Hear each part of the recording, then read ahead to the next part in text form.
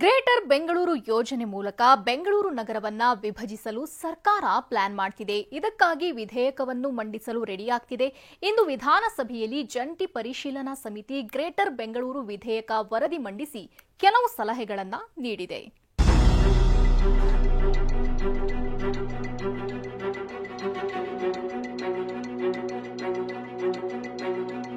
Greater Bengaluru ವಿಧೇಯಕ ವರದಿ ಮಂಡನೆ.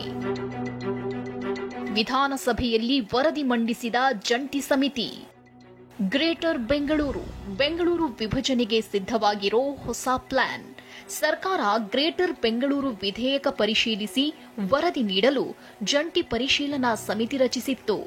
ಇಂದು ಜಂಟಿ ಪರಿಶೀಲನಾ ಸಮಿತಿ ಅಧ್ಯಕ್ಷ ರಿಜ್ವಾನ್ ಅರ್ಷದ್ ವಿಧಾನಸಭೆಯಲ್ಲಿ ವರದಿ ಮಂಡಿಸಿದ್ದಾರೆ. ಇವತ್ತು ಸಮನ್ವಯವಾಗಿ ಎಲ್ಲರೂ ಕೋಆರ್ಡಿನೇಟ್ ಆಗಿ ಕೆಲಸ ಮಾಡಬೇಕು. ಅಧಿಕಾರ ವಿಕೇಂದ್ರೀಕರಣ ಆಗಬೇಕು, ಡಿಸೆಂಟ್ರಲೈಸ್ ಆಗಬೇಕು, ಪಾರದರ್ಶಕ ಆಗಬೇಕು.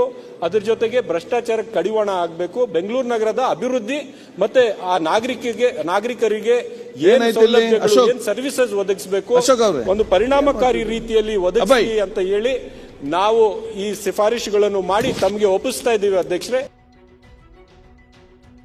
ಹಾಗಾದ್ರೆ ಗ್ರೇಟರ್ ಬೆಂಗಳೂರು ಪ್ರಾಧಿಕಾರ ವಿಧೇಯಕದ ಸಮಿತಿ ವರದಿಯಲ್ಲಿ ಏನಿದೆ ಅನ್ನೋದನ್ನ ತೋರಿಸ್ತೀವಿ ನೋಡಿ. ನಗರ ಪಾಲಿಕೆಗಳ ವಿಂಗಡಣೆ 7ಕ್ಕಿಂತ ಮೀರಬಾರದು. ಪ್ರಾಧಿಕಾರ ರಚನೆಗೆ ನಿರ್ದಿಷ್ಟ ಕಾಲಮಿತಿ ಸಾಧ್ಯತೆ ಬಗ್ಗೆ ಪರಿಶೀಲಿಸಬೇಕು. ಪ್ರಾಧಿಕಾರ ಸದಸ್ಯರ ಪಟ್ಟಿಯಲ್ಲಿ ಡಿಸಿ, ಎಸ್ಪಿ ಸೇರ್ಪಡೆ ಬಗ್ಗೆ ಮತ್ತೊಮ್ಮೆ ಪರಿಶೀಲಿಸಿ ಎಂದು ಸಲಹೆ ನೀಡಲಾಗಿದೆ. ನಗರ ಪಾಲಿಕೆಯಲ್ಲಿ ವಾರ್ಡ್ಗಳು ಸಮಾನವಾಗಿರಬೇಕು. ಪ್ರತಿ ನಗರ ಪಾಲಿಕೆಯಲ್ಲಿ ವಾರ್ಡ್ ಸಂಖ್ಯೆ 200ಕ್ಕಿಂತ ಹೆಚ್ಚಿರಬೇಕು. ಪ್ರತಿ ನಗರ ಪಾಲಿಕೆಯಲ್ಲಿ ವಾರ್ಡ್ ಸಂಖ್ಯೆ 100ಕ್ಕಿಂತ ಕಡಿಮೆ ಇರಬಾರದು. ಪ್ರತಿ ವರ್ಷ ಜೂನ್ ತಿಂಗಳಲ್ಲಿ ಸದಸ್ಯರು ಆಸ್ತಿ ಘೋಷಣೆ ಮಾಡಬೇಕು. ನಗರ ಪಾಲಿಕೆಯ ಒಂದು ವಾರ್ಡ್ನಲ್ಲಿ ಮಾತ್ರ ಸ್ಪರ್ಧೆಗೆ ಅವಕಾಶ ನೀಡಬೇಕು. 2 ವಾರ್ಡ್ಗಳಲ್ಲಿ ಸ್ಪರ್ಧೆ ಮಾಡಲು ಅವಕಾಶವಿಲ್ಲ.